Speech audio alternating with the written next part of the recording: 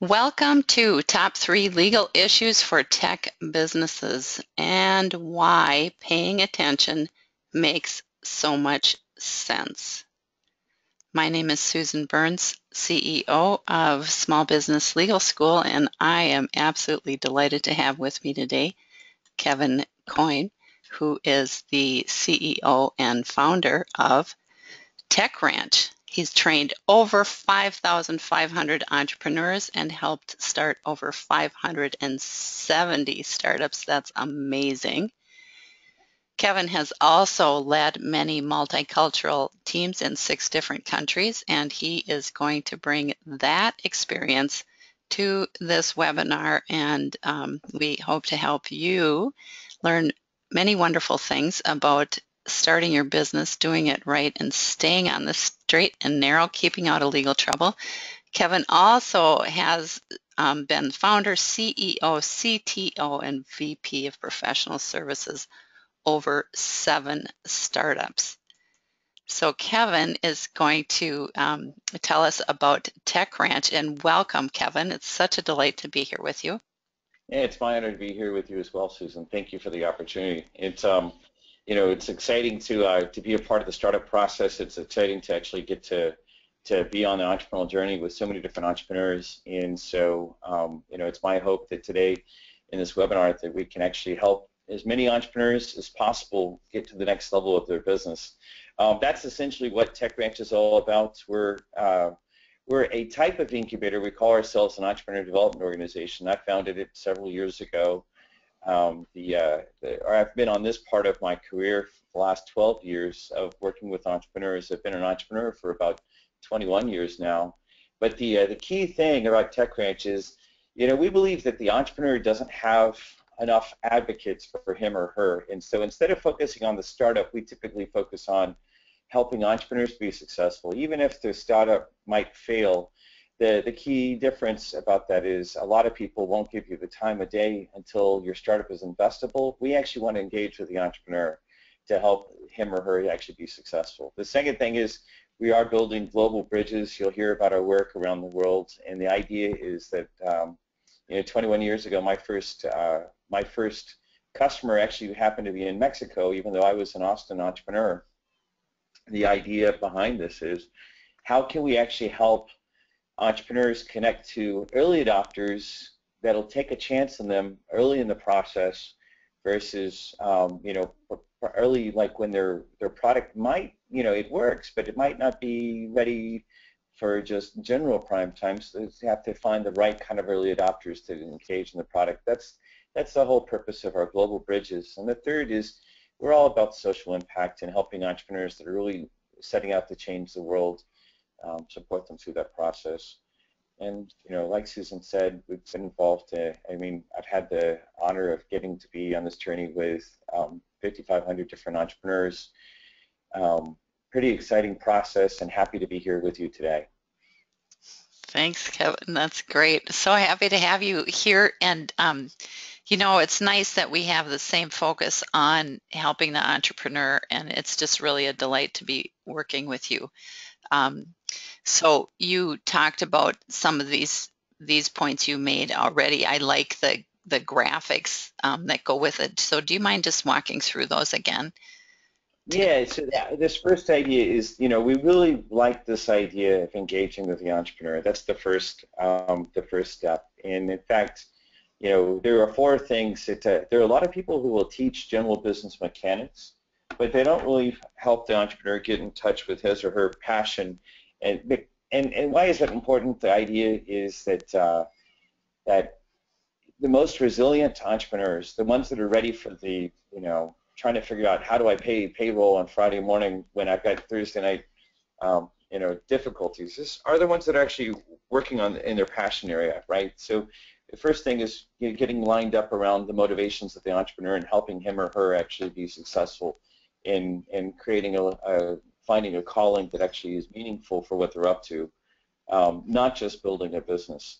The second part is the mechanics. We actually do have our own variant of lean startup practices and about what we think are the essentials for actually being successful. As an example, it doesn't matter how motivated you are if you don't know revenue minus cost equals profit.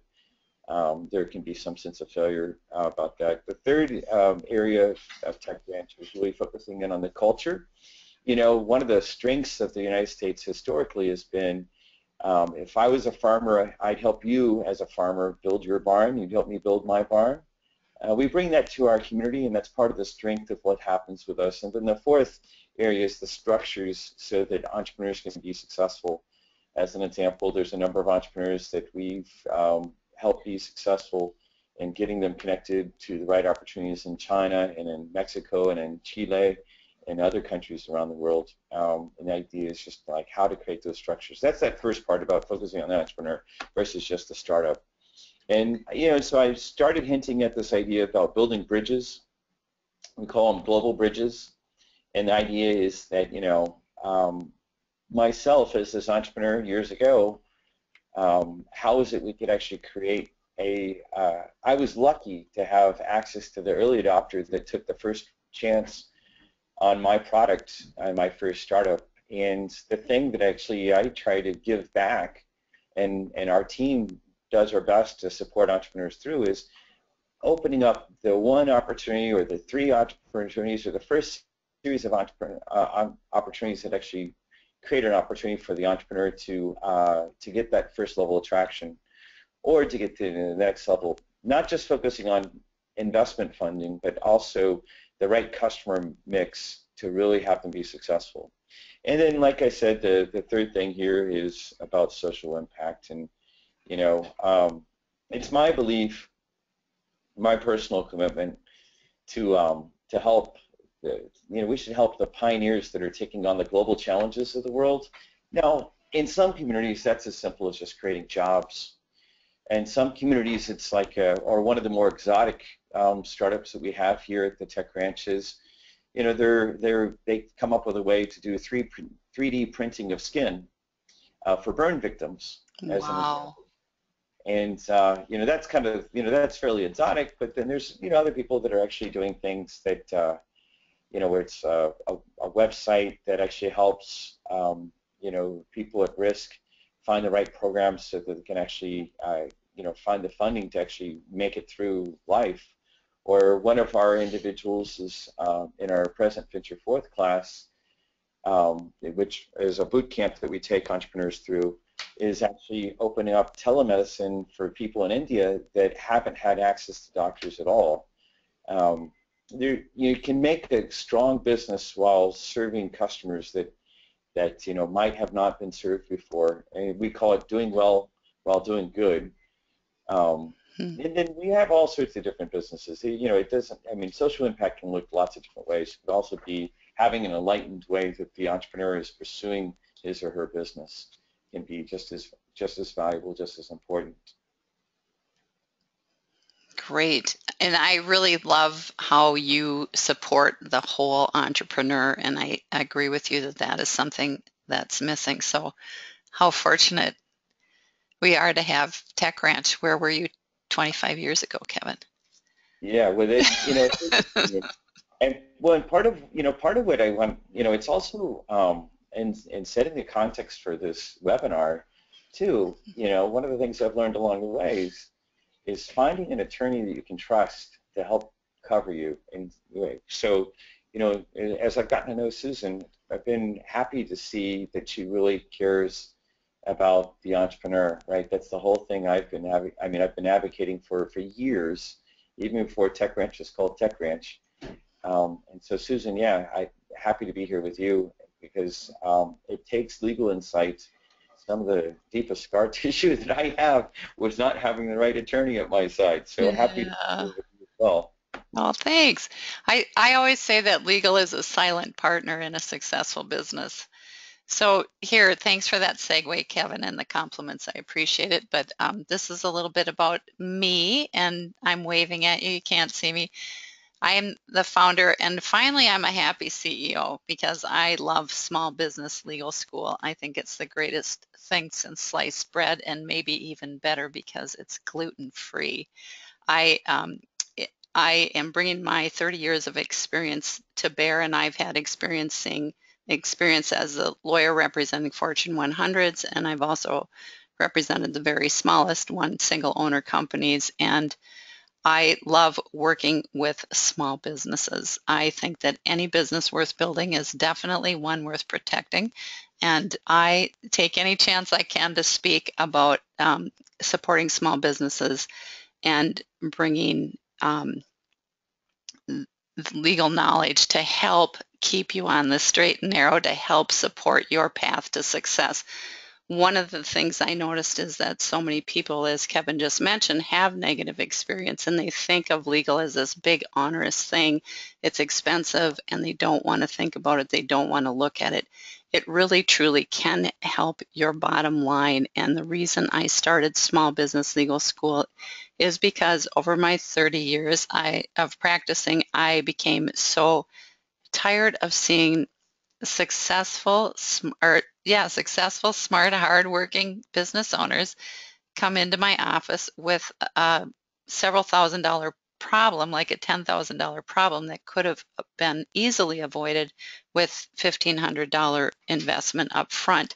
What I found is that most small business owners either don't know that they need legal, or they think they're air quote saving money by not addressing it up front. And I am here to tell you firsthand, and Kevin can tell you from the client perspective, things that happen and why legal is so important for your business.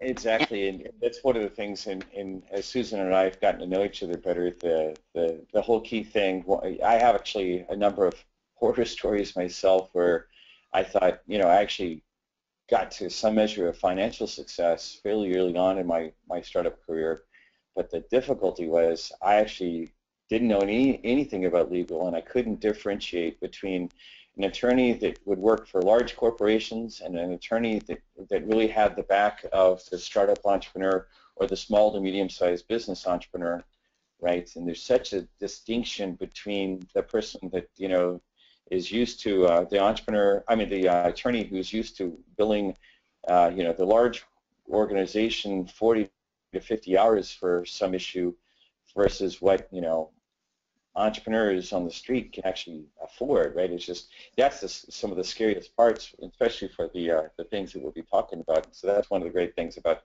having a attorney like Susan available.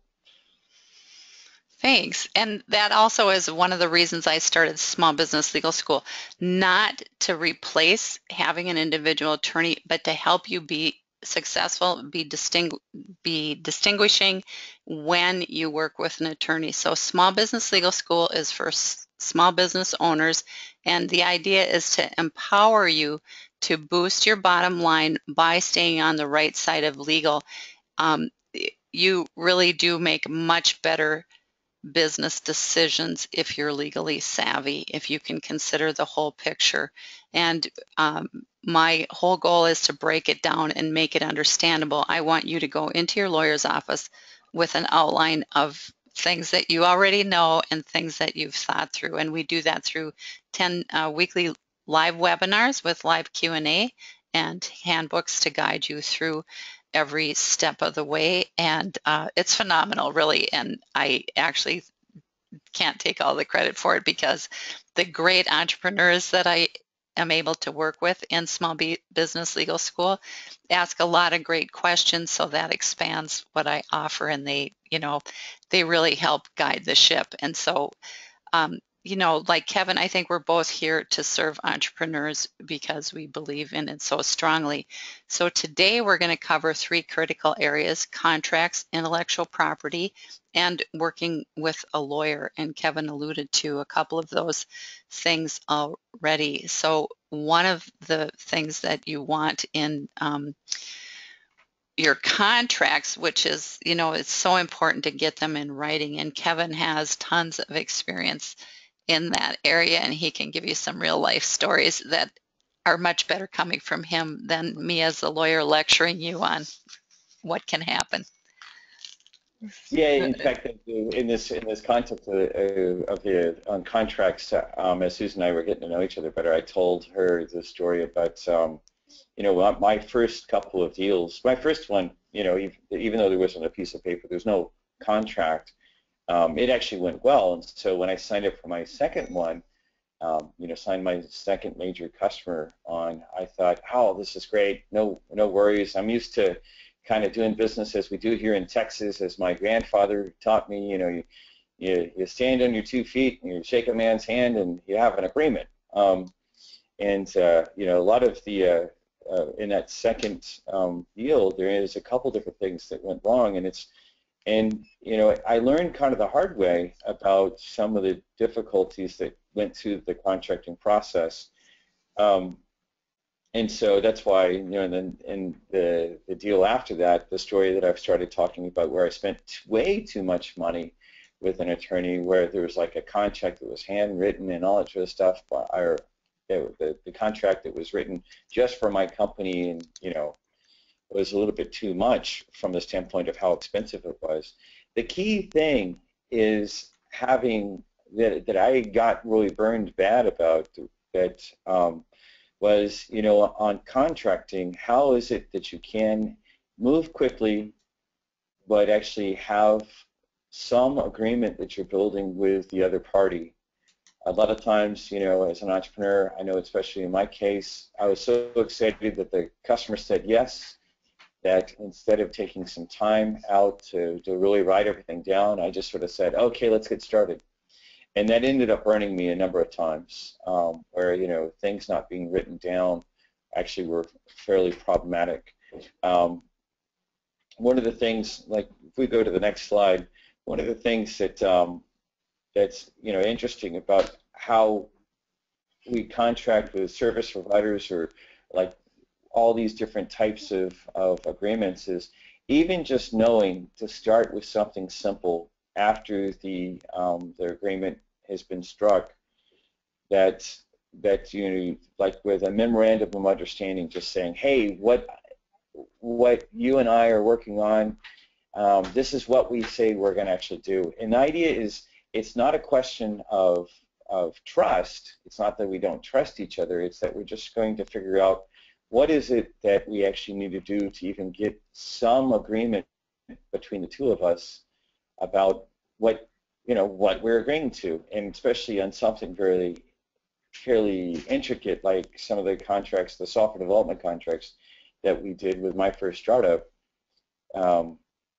Things were so intricate that it was really important to take some time, even at the very beginning. Like we say here about going from a memorandum of understanding to at least start with getting a contract actually written down. And as it says here on the different considerations, anyone you're interacting with, you should have some agreement set down with them. We're saying employee, service provider, outsourcing, partner, affiliate, customers. The value of just sitting out just a few minutes, or maybe an hour at the very beginning, where even if you don't have all the different elements of the contract figured out, that you just write down just to kind of capture before everything starts going, these things can be really, really, really valuable. I kind of had to get burnt a number of times, and I still like to move extremely fast, because it's like, a lot of my background is more on the sales and the technology side of the house. But I find that just spending a little bit of time and then framing in what you're thinking alongside with the other party, and then handing it off to your attorney and saying, hey, this is what we worked out, so that the attorney can then actually check your math before you actually do the formal contract. That can be really, really, really valuable. Like what I would do is, I have a new customer that I'm going to move forward with. I might start a memorandum of agreement, or a memorandum of understanding that we actually we go forward with, and then write down some of the notes, and then hand it off to Susan to actually cover all the bases that I might not be aware of, because I'm not necessarily aware of the laws that might be at play. Yeah, that's great. And um, you know, a lot of times when clients do hand something off to me, I have additional questions because your job, you're in the business of doing what you do best. So it's not your job to think about all those other things. That's what my training is. So I really appreciate clients that try to go through and get as complete of an understanding about things ahead of time. And a lot of times I have follow-up questions. And as Kevin said, it's not, written contracts are not about trust. And that's what I hear all the time. Like, oh, I don't need something in writing. I trust that person. It's got nothing to do with trust. As a matter of fact, I hope you at least trust to some extent the people that you're doing business with. I, for me personally, I need to trust people that I do business with. So the contract has nothing to do with that. It is about mutual respect and clarity, as Kevin talked about. As you go through and start writing things down, you come up with other things that you might not have thought about. So I think there's 4 reasons to put a contract in writing, and one is that Kevin and I were both talking about, and that's clarity. So when you start, you can do a memorandum of outline, memorandum of understanding, or an outline. Just outline, here's what we talked about. Um, and when you start outlining those points and people see it in writing, that makes a difference. And I actually was just talking with a client yesterday who she said, yeah, we both agreed, and she agreed to do these 3 things, and I agreed to do these 3, but she didn't do any of that. I said, did you put anything in writing? No. Okay. When you send me an outline in writing and I see it in writing and I say, oh, wow, I'm agreeing to that. That it looks different, and try it, just try it. You'll be amazed at the difference.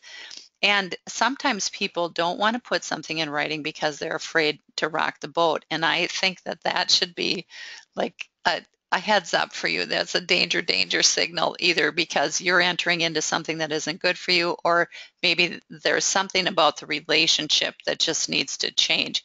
Because when you, and I'm going to ask Kevin to comment on this from his experience, but when you um, start putting a contract in writing, it makes you explore options of different things that you hadn't thought about.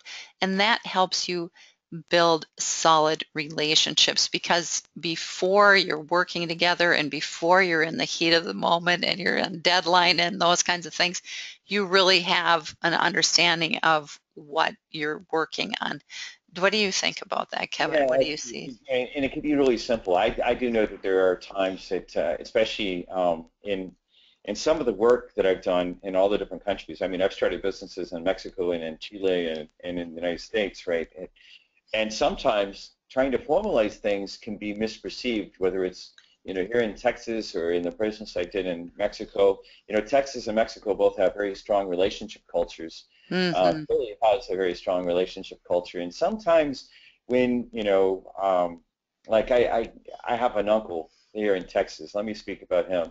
That it's like if you start wanting to formalize things too much more than that handshake that just happened, they can kind of be misunderstood at times. And so the thing, if you actually find yourself in a position where you're actually having some hesitancy because you don't want to offend the other person, some very simple language in the way that you approach the person that you're going to do business with can be really clarifying. As an example, is just saying, hey, help me. Is it okay if would you mind helping me understand?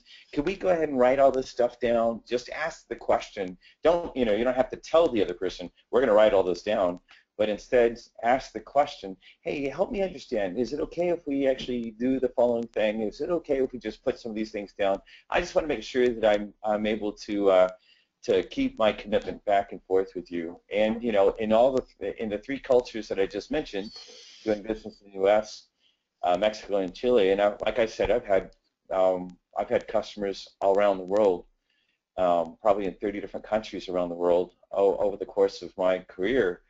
Um, it's just phrasing it like that many times makes it okay. Makes it okay that you're not actually questioning the person's loyalty or questioning the person's integrity. You're just saying, hey, let me just work with you. I think I kind of wish that, especially early in my career, I wish I just had asked that, and it's not about saying anyone's wrong or bad or anything like that. Um, it's just about just saying, hey, let's just have a good understanding here. I'll take care of this. You're going to take care of that. Is there anything else that we need to make sure we write down? No? Okay. And like I said too, I do like the idea of starting with a memorandum of understanding, and you might ask, what is that?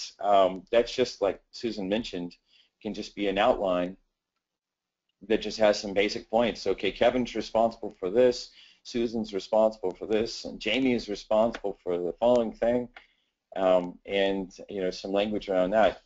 That then really informs the second part. And you shouldn't stop at an MOU, a memorandum of understanding, or just an outline.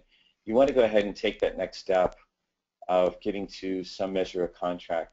Now, for some of you, it might be that the product cost of what you're selling doesn't warrant having an individual contract each time. You can still have terms and conditions, and you see this, it's just another type of contract that you'll see on websites, and an attorney like Susan can actually help you draft that as well. It's just another form of contract, but in this case, you're not negotiating back and forth. You're saying, hey, here are my terms. It's important to go ahead and set what your terms are, and do that.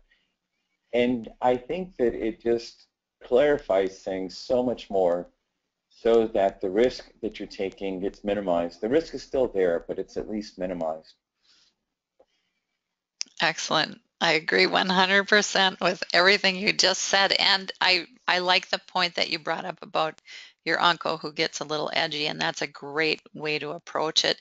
And sometimes, truth be told, when you introduce a lawyer into the equation, that changes the dynamics. So often I will work with my clients and give them negotiation pointers. Like, here are the things. They'll come to me and say, hey, I think I'm going to enter in an agreement with so and so, and then I'll just give them an outline of points and let them negotiate, and then we move to drafting a final. But rather than having, like people say, oh, we got to get the lawyers, and that can, and that I have been involved in that, where a client will bring me in, and then the other side brings in um, a lawyer, and then you have two lawyers fighting over stuff that really doesn't matter and increasing the bill, and that doesn't serve anybody, in my opinion. Um, it so I think it's really good to be able to negotiate a lot of things on your own, depending. Again, it all depends. Every situation is unique. I also think that I was talking to another person yesterday who has a small business owner, and she said, well, I don't really have contracts. And I was like, okay, yes, you do, because everything you do in business involves a contract. We don't sometimes think about it, but as you mentioned, your terms of service on your website, that's a contract. That's your contract with your customer. And so those are all good things. Now, I'm just seeing a note here that the sound seems to be going in and out on the webinar. I apologize for that. I'm not sure what the problem is. And there's a note here, missing part of the conversation. I don't know which part you're missing. So if you want to ask any questions, do, and we'll answer them as appropriate. The other thing that you might tell us, if is it my mic or if it's Susan's mic, if you can tell if it's one or another, that is it's possible that there's something I might be doing on this side that I mean, No, since we're on two different internet might be connections. one person's computer. Yeah. No problems with sound for me. Another person says both, unfortunately. Okay, so I'm guessing it might be an isolated issue.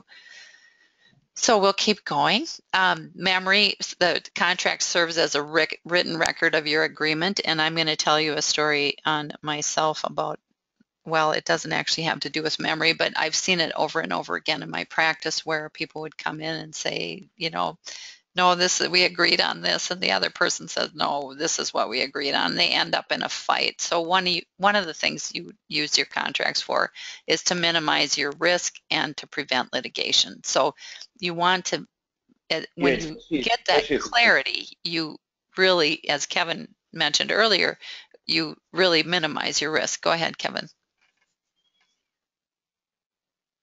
Especially if there's like some measure of success, if you start being successful, it can be kind of crazy that success comes, and because there's not a contract that's really well established, and because you had to start doing stuff a certain way and then it changes over to another way, that can be really harsh. I mean, that can be the worst part, is because you don't have time to work out the emotions with the first customer that took a risk on you, and because you're actually at the third and fourth one, and now things have changed and your team is expanding, and you can't, the team can't remember what was happening at early stage because they weren't there. I certainly had that happen as I grew my first startup.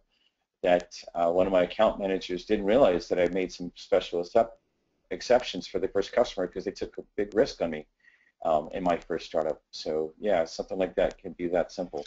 Yeah, which is another great reason. Or, somebody sells the company and then you're dealing with a whole nother set of people and like, no, we didn't agree to that. I don't see anything in writing, then you have a whole nother can of worms. So it's just really best to take the time and I call it legal hygiene. It's like brushing your teeth. Just take care of yourself. And if there is a fight, you want to be in a position to win. So contracts are also drafted um, to provide clarity, but also to provide certain protections and to minimize your risk in the event of litigation. So contracts can be verbal, but that isn't advised. Um, as Kevin talked about the handshake. Now there are some times where people do that, but it really so often ends up in a mess. And I hear people talk about it every day, where I thought I was going to do this and I didn't, and or they didn't. I thought they were going to do this and they didn't, and it we think things through in our own mind, and we have a clear vision of what the agreement looks like. When you actually try to put it down in writing, you can find out an amazing scenario of what the other party has in mind. So here is my verbal agreement disasters. And I say this with some embarrassment, and it was only like 2 or 3 years ago. I have, over the term of my career, seen so many people come into my office with disasters for agreements that weren't in writing. And I have always been I I used to be a bit preachy about it until I ended up in this situation myself, because like you, I'm a small business owner and I really do understand competing demands. I met this woman at a networking event, and she provided a service that I needed, and she also needed legal. So we agreed that we were going to do a trade. We met and we talked about it and what she was going to do and what I was going to do. And then we went off and we both started doing what we thought the agreement was. Now, I could have written this agreement for free, right? But I didn't. I trusted her. She's another business pillar in the community, if you will. We both run in the same networks, see each other frequently. So professionals, what was going to go wrong? Well, everything that was going to go wrong did go wrong. She had a completely different understanding of the agreement than I did. 3 months down the line, the relationship was disaster. I didn't get paid for the work I thought I was going to get paid for. I didn't get the service I wanted. I didn't, it just was a complete disaster. So I had to start all over, and I'm 3 months down the line. So I'm all that time, investment, energy, and I'm distracted from operating my business. I work on billable hours or flat fees, but I can't bill anytime because I'm dealing with this mess. And I have a relationship that's trashed in a community that's, the business community, even global, is fairly small. So I have to, I, so then I had to try to recoup that. Now, I'm not going to ever have to learn that lesson again. And I hope you don't either, because it's a total disaster. So get your agreements in writing, and neither one of us was ill-intentioned. We just had completely misunderstood the other party, because I didn't understand her business and she didn't understand my business. She didn't know how lawyers operated, and I assumed certain things that she knew because she was a successful business person, right? But she didn't. So that was totally my bad, and I don't want you to have to learn that way. Yeah, in fact, I have it as a story that's very similar as well. We had a big event, and it's a slightly different story. We had a big event that we were doing with another party, and the other party, they performed. They did what they said they were going to do. Our side, we performed, but then there was someone else that we were both mutually dependent on who absolutely did not perform. A third-party organization did not perform and didn't do their part. And because of the lack of performance from the third party, I mean, is that the first party's fault? Is that our fault? Well, I really wish we had actually just agreed to it, that was a mutual risk that we were taking, that the third party, who neither, my side nor the other side actually had any control over. I kind of wish we'd actually just agreed to it. Oh wait, if the third party fails, you know, it means the following thing. Uh, Hmm. yeah, in our case, the situation happened that they were pointing fingers at us. The first party was pointing fingers at us, and I had no control over the third party. Now, looking back, I kind of wish I'd had contracts in both cases. And the situation would be is, okay, what happens if this third party, who I've got no control over, fails? Is it, who's responsible if either Hmm. one of us is? The agreement, the way I remembered it, was that that it wasn't our fault and it wasn't their fault. It was the third party's fault. Well, this can be a difficult situation. But having that just written down, and even if you can't cover 100% of the things, having it written down and trying to think through all the different things. And part of the process, it should be said, is going to be a learning process. The first few times, Absolutely. you're going to have a contract that's going to get stronger with age. It's going to get stronger Absolutely. because we're going to realize, hey, I missed this thing. Okay, the next time we go through this, we're going to have this thing. And we're going to have the agreement. Oh, let's make sure we add what happens if the third party doesn't perform. Okay, it's not their fault, not my fault. We're both going to be at a loss. But, let's just keep on adding as we need to. Exactly right. And that's, I've been doing contracts for most of my career, and I I still can never think of every eventuality. And you're absolute. That's a great point, Kevin, that your contracts mature as your business matures, and you'll think of things I mean, things will come up that nobody ever thought of, and then you'll learn to address them in your contracts. Now, one of the things, and this has to do with contracts also, but one of the biggest assets of businesses many times is your intellectual property. And that, I think, is one of the big learning curves in small business. Kevin, do you want to talk about Yeah, your I early have, days? I have like so I had to, when Susan and I were talking, I was like, yeah, I have some scar tissue about intellectual property. And it's interesting. There are so many different things that you might not think are intellectual property that can be considered intellectual property. But I'm in the software business. Actually, at the time that the horror story that I'm actually remembering happened, I both built software for companies, and then I would hire contractors to build software that then we'd eventually take to the larger companies, right? The thing that I learned the very hard way, and this is where I kind of wish that, like I said in the previous topic, I wish we'd actually signed an MOU and then I turned to an attorney. I think the reason I didn't in this case, when I actually hired this one software contractor who, wrote some software for me, and I paid him, he ended up uh, running away with the software.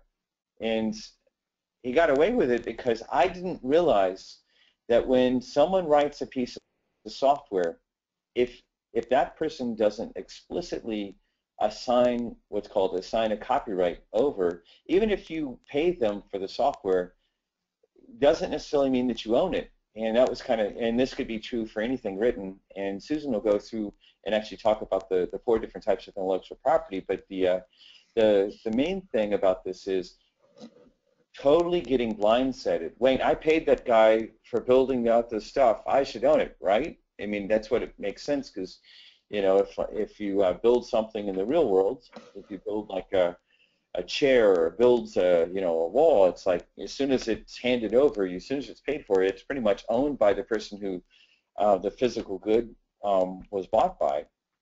Well, that's not necessarily true in software and anything that's been written like that.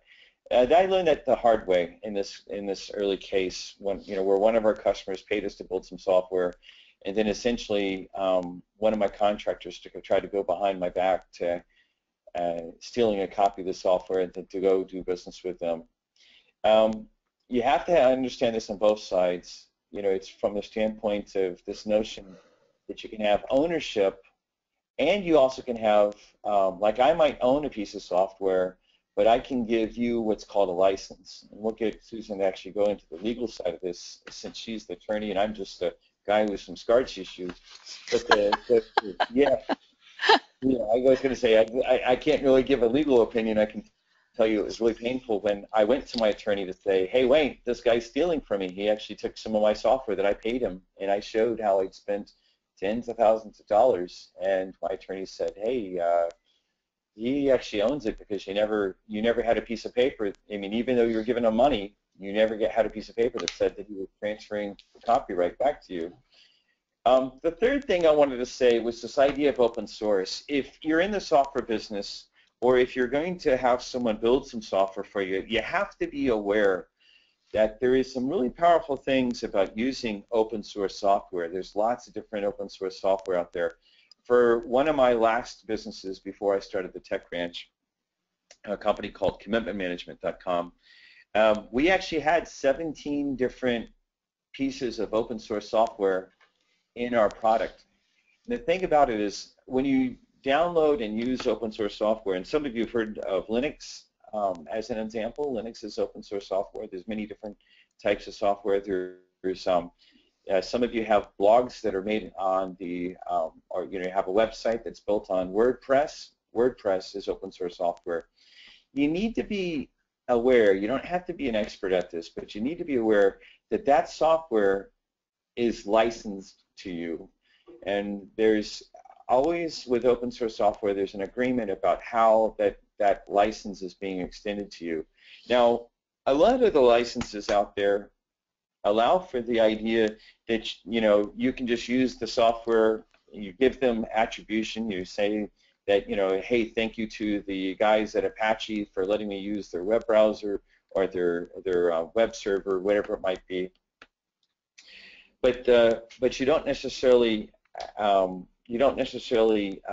any other responsibilities. Whereas there's other situations with other pieces of software that are actually, I'll point to this, the GPL version 3, where as soon as you start using your software and you deploy the software as just a website, you're not even handing over software to someone else, but you just have it running as a website, then you actually have a responsibility to share the software for your website. You can actually keep your data, but you actually have a responsibility for that. And it's something to look into if you're leveraging open source and just being aware of, because you don't want to spend a lot of money on something that then, if the whole value of your company is that software, that you then end up having to give away. Cisco actually got burnt by this years ago in that they actually bought a company called Linksys, and there were types of routers, and it was really kind of funny. I mean, not funny, but it was interesting. Yeah, I mean, I'm sure that there's some guy at Cisco that was quite upset about this, that they ended up having to give away their software. Now, the really cool thing about what happened was there's a lot of innovation that happened around that software. That's a different topic for a different time, and I actually have some strong feelings about that. But since we're having a seminar on legal stuff versus open source, the main thing is I just want you to be aware of that. And then awareness of all 4 different types of IP protection. Susan will go into each one of these, all 4 of them, but the thing to start, anyone that's going to be involved with anything that, where there's like intellectual property, you should have at least a basic understanding of this, and Susan will get you there with her understanding. But knowing, what is a patent and how can you actually invalidate a patent. Like when you think you're going to patent something, but you disclose your invention before you've actually started the patent process, where you can invalidate it, right? Copyrights, usually I always associated copyrights with authoring a book, but there's also copyrights on authoring software, and there's also to other things like that. Copyright is, I'm trying to protect something that I wrote that I know might get released one way or another, but I want to protect it somehow. Trademarks, like TechRanch is one of our trademarks. Venture Forth, our premier, uh, our boot camp for startup entrepreneurs, is another example. We actually want those names to be protected, so there's no confusion. If someone else tried to use our name, we actually have some protection there. And then trade secrets, which a lot of people don't realize is another type of intellectual property. That is, there are certain things that you decide you're not going to disclose because they're so valuable and you think you might be able to protect them from someone being able to figure out. All four, I've actually used all four to protect stuff that we're up to in the companies that I've built. All four are valuable, and if nothing else, the thing that as a business owner you want to know is just a little bit about each one of them, so that you know, hey, maybe I should try this or use this. You might decide, hey, I don't have the money to file for the patent, so I'm going to keep something as a trade secret, and you make sure you document it in the way that you're going to do. And just the main thing though is being aware. Let me hand it over to Susan so she can go through the four different types. Yeah, well, you've done a very good job there, Kevin, and I'm mindful of the time, so we're running. Oh, We could go on forever, I think, on all of these things, but you've done a great job, and I do want to segue that thing you said about trade secrets. Sometimes it's better to keep something a trade secret than to file for a patent, because patent protection is for a limited period of years, and once something goes off patent, then people can, and you see that with prescription drugs all the time, where the generic comes out. But so people can then see what your design is, and they can do a one-off of it. So you want to be really strategic if you're in that situation with patents or trade secrets. So a patent is a novel invention, and we typically think of it as a process machine or a manufactured part. So it's got to be novel. That is the critical thing about a patent. And there are a billion brainiacs that do exclusively patent law, and it's a um, very complex area. And I think Kevin did an excellent job of describing generally when you need to be aware of it. We're a small business legal school in the process of doing an advanced seminar on patents and what you need to have in place to how to use a patent lawyer to your benefit. And actually, in the basic course, I spend a whole hour and 15 minutes on copyright, a whole hour and 15 minutes on trademark, and a whole hour and 15 minutes on trade secrets and non-disclosure agreements. So these are big topics, and we're just trying to give you an overview. So as Kevin mentioned, copyrights, you think of it's authors, so it's creators of work, and a copyright gives you the exclusive right to own that created work. Now, people think you have to do, and you'll see at the bottom of the screen, I highlighted this copyright 2015 Small Business Legal School Limited. That indicates to the world that this material is copyrighted, that I'm claiming the ownership in the way that I've put this together. Um, you can get into a lot of detailed discussion about that, but we won't. The the comp, but am I legally required to put this on here to have this material be copyrighted? No, because we have something that's called common law, and that copyright protection occurs the moment the creation is fixed. So as soon as I put my idea into a tangible medium of expression, then common law copyright kicks in. Now, so here's a good example. If I'm a musician and I'm in the shower and I'm singing a song, is that copyrighted? No, there's no tangible medium of expression. As soon as I write it down or as soon as I record it, then yes.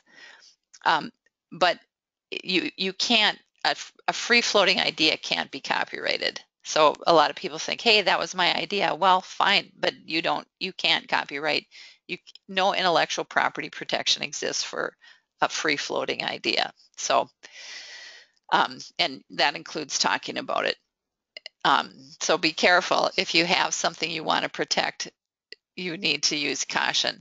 So the way you indicate, and this isn't a legal requirement, but the way it's a practical requirement. So this is the way you indicate it, as I've done down here. That's what you do to protect, to say to the world, I'm protecting this. And you see this if you're active in Facebook groups, you'll see this post all the time. Hey, so-and-so stole my copy. They lifted it right off my website. What do I do? That's when it's important. If you want to go after somebody, you have to have registered with the federal government. You registered your copyright. But again, this is a big topic. I'm trying to give you a bird's eye view of the basics. But one of the things that I tell my clients to do is that put this copyright symbol on your websites, on your materials that you're handing out, because I think that people don't understand. They think, oh, if you didn't copyright it, then I can use it. That's not true. But I think people don't understand the copyright law. So you want to let them know that you're saying, hey, this is mine. I've got dibs on this, and so you can't take it. So those are some high level points on copyright. Same with trademarks and service marks. I think of trademarks as your branding. It's the reason you want to protect it is because what you're doing is you want people to associate your trademark with something that's an amazing product or service. So Tech Ranch doesn't want somebody else to be able to use that name because they have a prescribed way of operating. They have specific services that they offer. They have a specific mission in mind. There's a specific way they do their business, and that's their branding. So the trademark Tech Ranch identifies that source of goods as opposed to coming from somebody else. So when you trademark something and you want to claim trademark, you use this TM symbol. Once you register your trademark with the U.S. Patent and Trademark Office and you have obtained the registration, that's when you use the R symbol. Trade secrets are information, and these are the highlighted words are really the key words. And I'm going to tell you, I spent 3 years when I worked for Big Law. I worked for the biggest law firm in the state of Minnesota, representing Fortune 100s, and I worked on one case for 3 years. And when I left the firm, it was still going on. Within that case, my specialty area was it was a trade secret theft case, pharmaceutical theft case. Somebody stole the secret formula for a drug that was very valuable. I spent 3 years on reasonable efforts to maintain secrecy. So that's how complicated these things can be. But the key points of a trade secret is it's something that derives independent economic value because it's a secret. And so it has to be valuable, and you have to make every reasonable effort to keep that information secret. So the Coca-Cola, I use this example all the time. Oh, here I see on the bottom of the screen, I say, see you next week. I didn't change that. I'm not seeing you next week. But but Coca-Cola, they keep that secret formula very secret. There are only a handful of people that know that. It's locked in a vault in, I think, Atlanta, underneath, in a catacomb somewhere. But because what happens if somebody finds out that trade secret? What happens to Coca-Cola? That's very valuable. So that's what I have to say. Kevin, do you want to add anything? I think you've covered it. It's the main thing is just recognizing the four types, and that at least being in the position um, that I mean a lot of entrepreneurs aren't in the position to even think about because they're just unaware of these four types. A lot of times, especially in technology businesses that I interact with, a person walks in immediately saying patent, patent, patent, Mm, um, and not realizing that certain things might make more sense to not disclose at all because you actually have a trade secret that you have a better competitive advantage because you didn't disclose it at all. hmm Um, and then on the other side, there's sometimes can be patent happy on stuff that really doesn't make sense to spend the money on patenting because it takes a lot of time. It takes away from sales and building the product out more, and it can take tens of thousands of dollars per patent to actually execute it and get it in place and stuff like that. And that can just burn a lot of cash that's really important. So knowing when to engage and when to hold off is kind of the only way that you'll know for your business is to go through it a few times. hmm I wish there was a silver bullet. There's not. Having an attorney at your side that thinks like an entrepreneur can be really valuable because a lot of times they'll actually counsel you out of doing some of that stuff. Which actually takes us to this last topic that I when Susan and I were talking, I wanted to make sure we talked about. There's the business risk. Um, Sometimes, Susan and I were kind of having a little bit of a debate on the phone when we were talking the other day.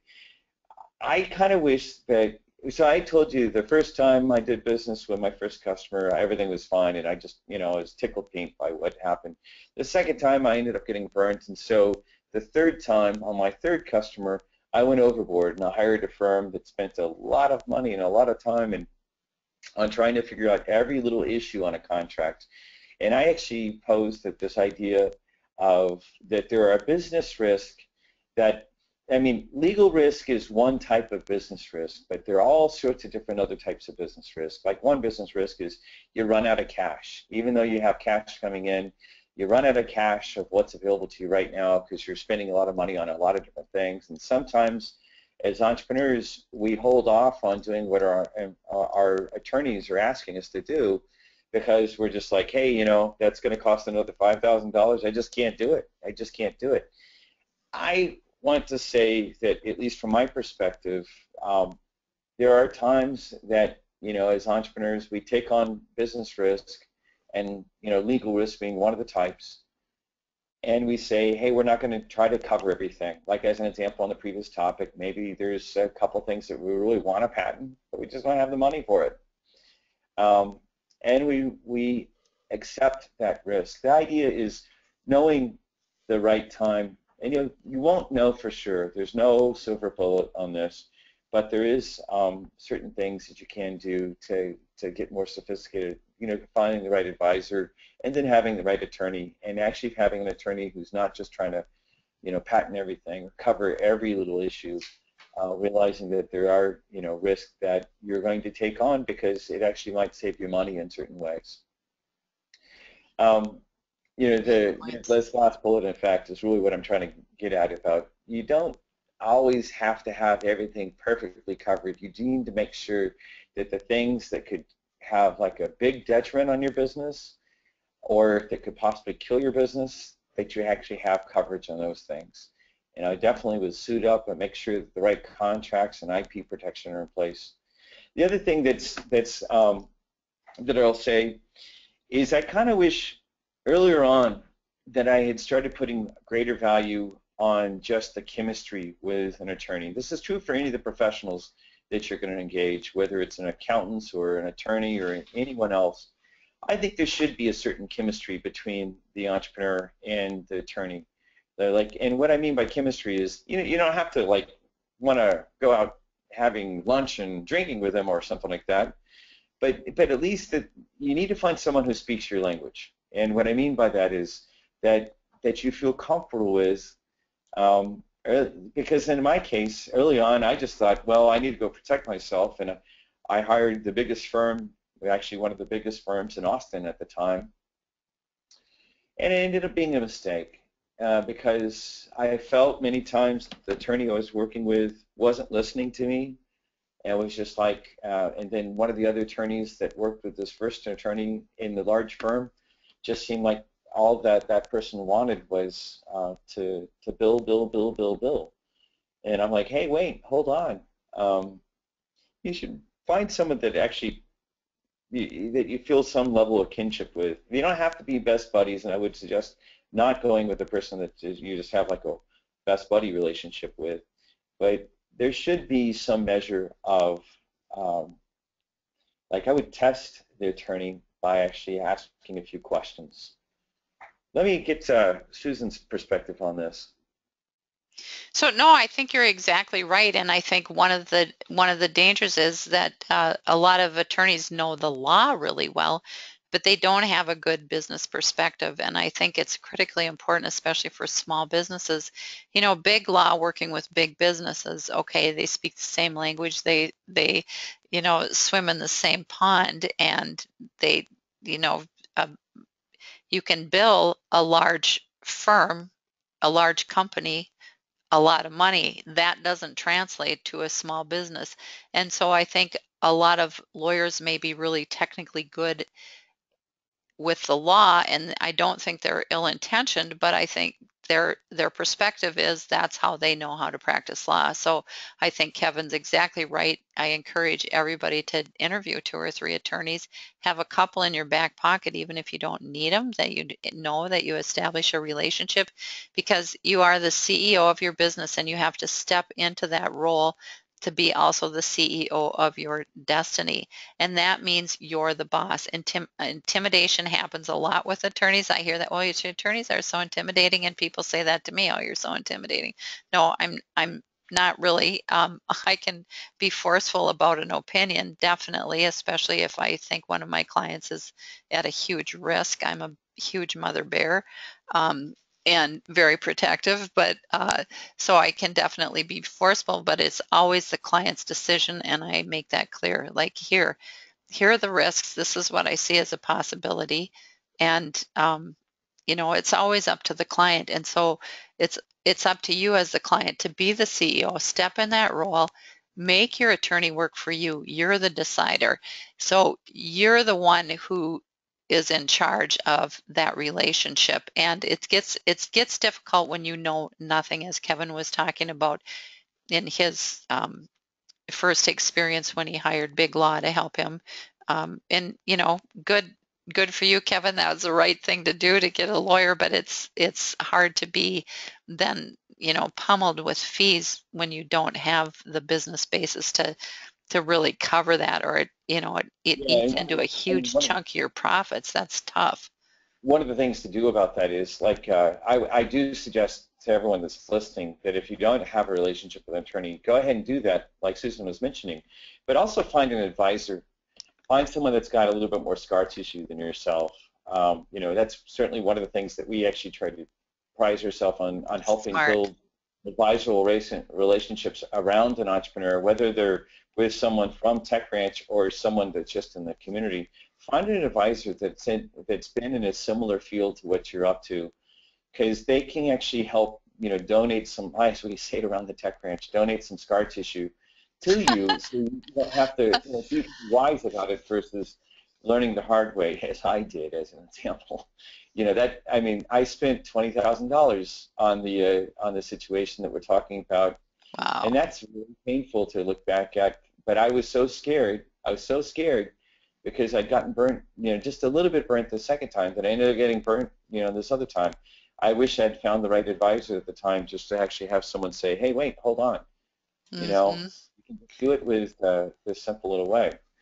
In fact, Yeah.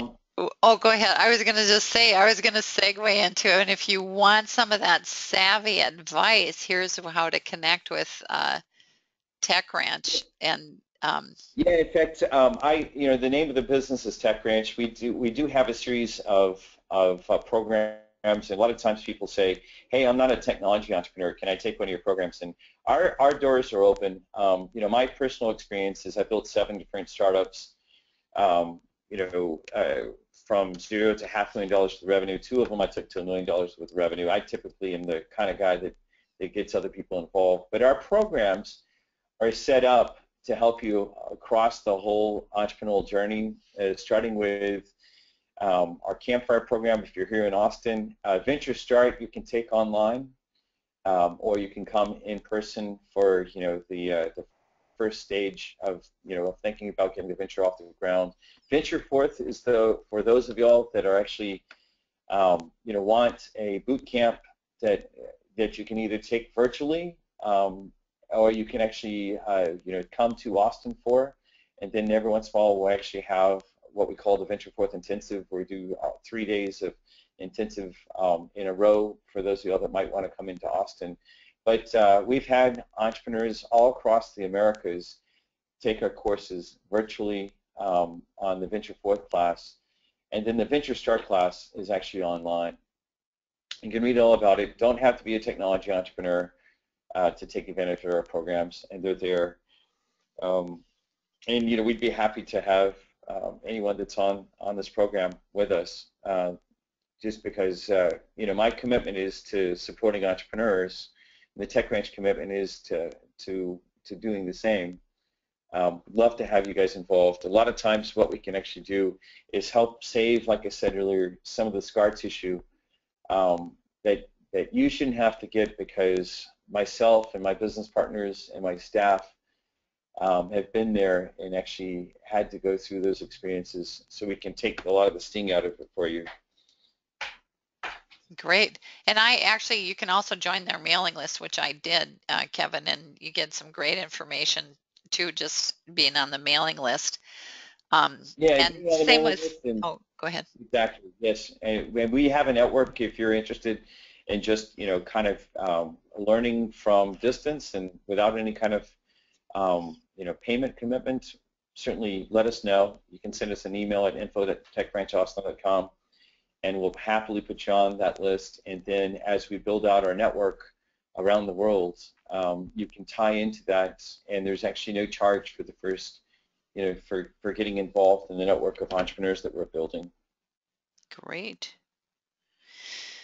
And Small Business Legal School is smallbusinesslegalschool.com, and we offer a free mini course. So if you go to Small Business Legal School and then it's mini course, you can sign up for that, and that's full of tips. It's just 5 days, 2-minute video and some text that talks about business names, choosing an entity, more on contracts, working with lawyers, and all other kinds of things. So, and you'll be the first to hear about, any new offerings we have or webinars that are coming up. And I'm hoping to do more with Kevin. I'm going to announce that publicly and put you on the spot, Kevin. And Love to.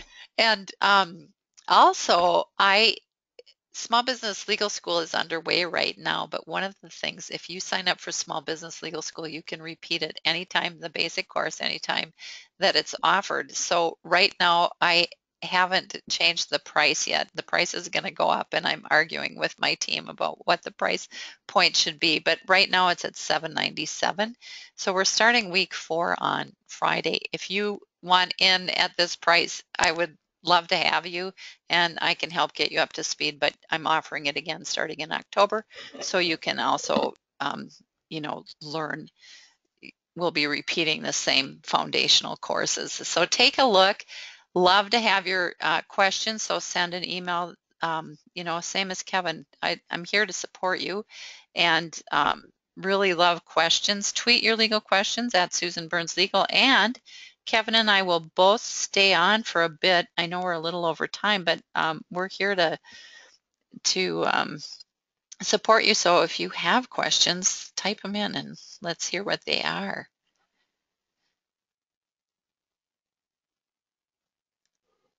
Okay, no questions. That's an easy Yeah, well, crowd to please. Kevin, you have some closing comments? the main thing is, just it's the process of building a business is not necessarily easy. You know, I would just invite you to don't be shy about actually requesting help, whether it's through programs like Susan's or ours at Tech Ranch, or just in your own community. You know, building a board of advisors around yourself and actually finding a handful of peer entrepreneurs that you can actually connect with. The main thing is just note that the journey wasn't built to be on alone. It's entrepreneurship can be a lonely process, and you know, reach out to us. Let us know how we can be supportive of you. It's my honor to get to be on this path with so many different entrepreneurs. And you know, I built this organization, and we're building this organization to support you. So please take advantage of, even if it's just at the free level of what we have to offer. Please take advantage of what we have. Drop us a note to info@techranchaustin.com, and we'll get you onto the appropriate list so that you can actually do that. Hey, Kevin, do you mind? There was a question that just came in. If you, do you mind if I Sure. override that great close of this question? Yeah. What contract do you need to hire a software developer? What do you use, Kevin? Um, we have um, it's just essentially a services agreement that establishes, you know, the high level, um, you know, what's the deliverable. It establishes who's the party on one side, who's the party on the other side. It establishes that as the payment is being made, that as I pay for a module that's being built, or typically what we've done is agile software development. So, you know, on a weekly basis, the engineer, you know, hands me over code, and I have to hand him or her X number of dollars for that code. That establishes, you want to have incremental, at least in the cases that I've been involved in, you want to have incremental assignments, so that as work happens, you know, and as you're paying for it, you actually get that copyright assigned back over to you. There's a handful of other things that, Susan, you'd probably be much more better qualified for, that I can't remember off the top of my head, but those things are the things that I know that I've had. You also want to make sure that if they are leveraging other people's software, like open source, that they're warranting to you that they've taken care of the licenses. Like, you don't want to find out later that they use someone else's package that's going to cost you another $10,000 or something like that they didn't tell you, right? So you want to make sure that they're warranting that the code that they're handing over to you is covered license-wise, that you're not going to have some kind of surprise. Mm-hmm. Good points. So yes, in your agreement, you want to cover who owns the copyright to the software development. And a service agreement is exactly what I would recommend. And but so the copyright, that's one of the critical things. The other thing is the third party use of third party software. There are indemnification and hold harmless provisions that you have in contracts that say, you know, you warrant to me that any software you bring to the table, you own free and clear, you have the rights, so that you're not going to later, as Kevin said, have the surprise that, oh, really, I have to license that for $10,000 a year or whatever it is in order to use this product that I paid to have built for me. Now, caution, that that hold harmless clause is only as good as the pocket of the developer, right? So if you hire someone and they aren't an ongoing viable business, you can't get, even though they agree that they will only use third-party software that's available free and clear to be used, unless they specifically say, I think you should license this software because that will make the product work better. But if they don't have any money, then you can't go after them to get reimbursed for that software. So you're out of pocket the $10,000, or you have to start over and rebuild the product. So you can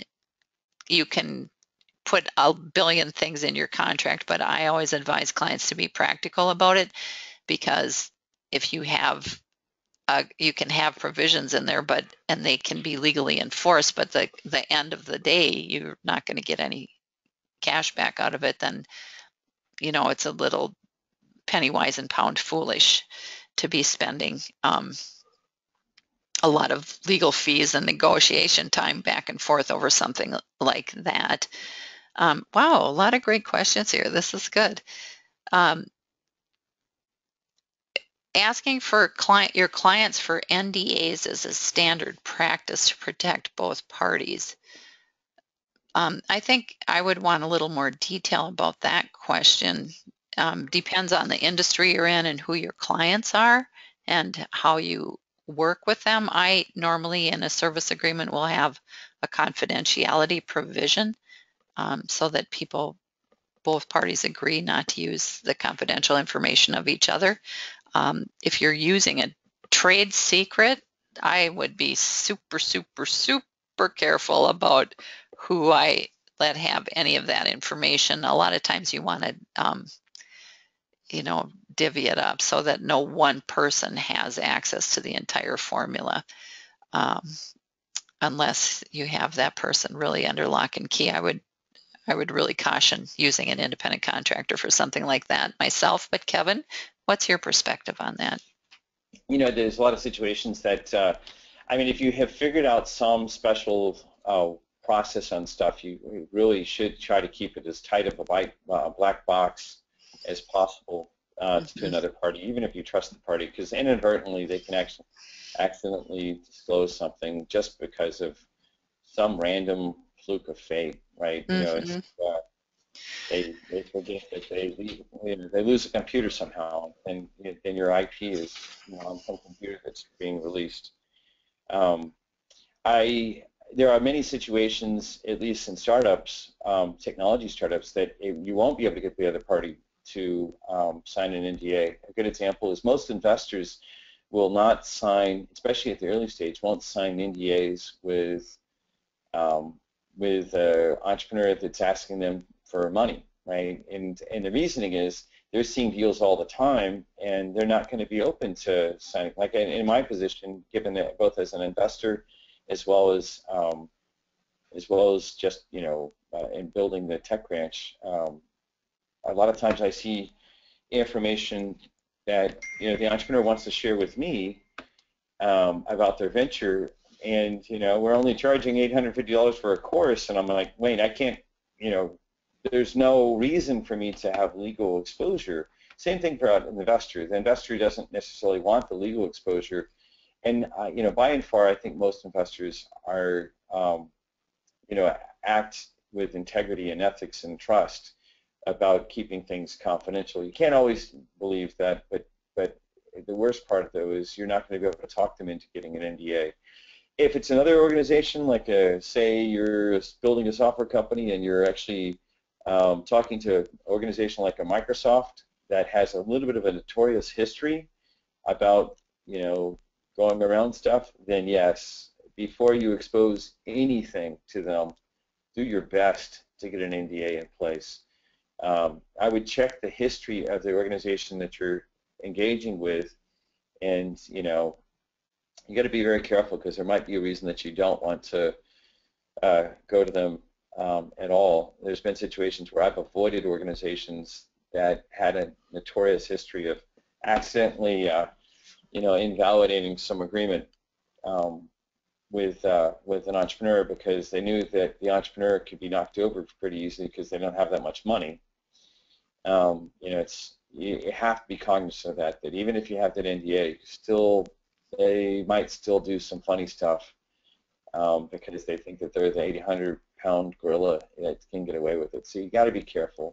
You have to have some measure of shrewdness and scrutiny in each one of those type of interactions. Totally agreed. And actually, we did a webinar a while ago on funding for your business, and I'm going to do an advanced course on financing too, probably later this year, small business financing and legal issues related to that, because it's so critical. And I think what you pointed out, Kevin, is one of the very most important points, is to be discerning about who you talk with.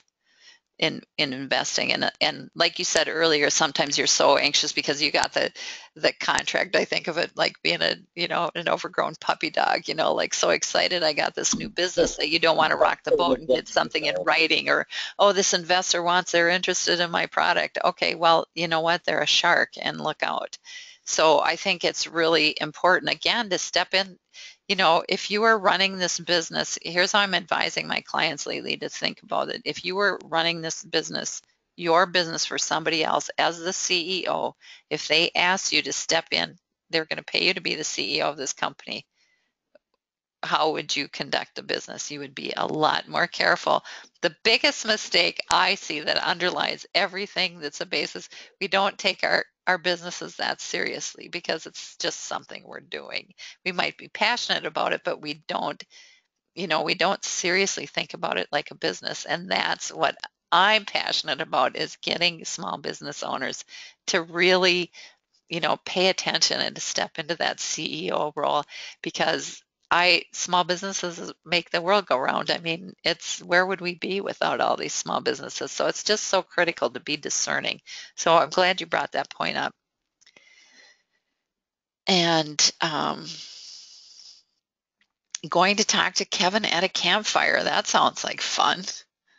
Yeah, actually, that's always a great time to come to our campfires if you're ever in Austin, and we do them in other cities as well. It's the second and fourth Friday of the month, kind of following this whole idea of building a community. Wherever you're at in the world, you should be building a community around you. And one of the things we do very actively is we do this at our campfire meetings, where the community comes together and we actively participate in this idea of helping each other build the companies. I typically challenge the entrepreneurs that come to the campfire that before they leave, have the value of someone else's business increase because of what they do, as well as have the value of their own business increase. And it's in 6 years of running campfires, I've seen this happen time and time and time again. You might not realize it, but you have wisdom in your area of expertise that you can actually help someone else. And then if you just open to it, same thing can happen for you that has your startup or your company leap forward. Alan Kay said it best. He said that another point of view is worth 40 IQ points. And so, build a Mm, community around you so that you can actually tap into the IQs of other people. mm-hmm. Very smart. And the campfires are free, by the way, for Oh, anyone that comes. They're free events. They'll always be free. We're happy to host you here, great. especially in Austin. Sounds like I have to get to Austin one of these days. A lot of good things happening there. Thank you so much, Kevin. This has been amazing. I really enjoyed doing this webinar with you, and I hope Likewise. everybody got amazing tips out of it. I think it was, here the comments are coming in, very helpful. Thank you so much. Clear, understandable. Good. Glad to hear that. And you know where to find both of us, so get in touch with us, and we're here to help. And we'll look forward to having you come back for the next one. That sounds great. Hey, it's my honor to work with you guys, and thank you, Susan, for setting this up and making it possible. The advice of a good attorney at the early stages of building a company are invaluable. So thank you for taking care of these entrepreneurs. Yeah, you're welcome. My pleasure. It's great. I like you. I love working with entrepreneurs. So, okay, go forth, do good work, and always cover your assets. Sounds great. Best of luck, Thanks. y'all. Hmm. Bye-bye. Bye.